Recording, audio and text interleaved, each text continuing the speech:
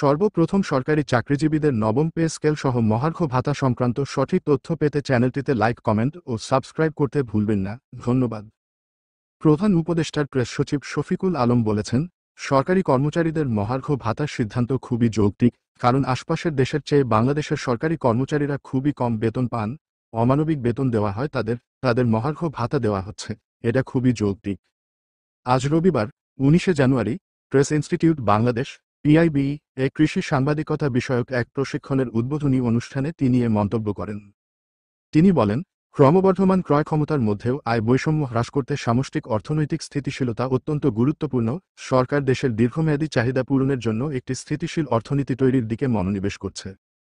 সরকারি চাকরিতে নানা ধরনের অসন্তোষ নিরসনে কমিশন গঠন করা হলেও এখন পর্যন্ত কোনো রূপ আশানুরূপ ফল পাওয়া যায়নি। ভবিষ্যতে পাওয়া যাবে কিনা এমন কোনো সিগন্যালও পাওয়া যায়নি।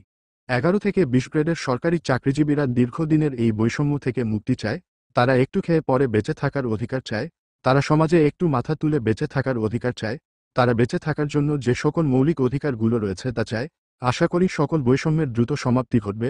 অন্তর্বর্তীকালীন সরকার অষ্টম পে স্কেলে যে সকল বৈষম্য ছিল তা নবম পে স্কেল প্রদানের মাধ্যমে দূর করবে এবং একটি আন্তর্জাতিক মানের পে স্কেল সরকারি চাকরিজীবীদের উপহার হিসেবে প্রদান করবে। নবম পে স্কেল সহ সরকারি চাকরিজীবীদের মহার্ঘ ভাতা সংক্রান্ত সঠিক তথ্য পেতে চ্যানেলটিতে লাইক, কমেন্ট ও সাবস্ক্রাইব করতে ভুলবেন না। ধন্যবাদ।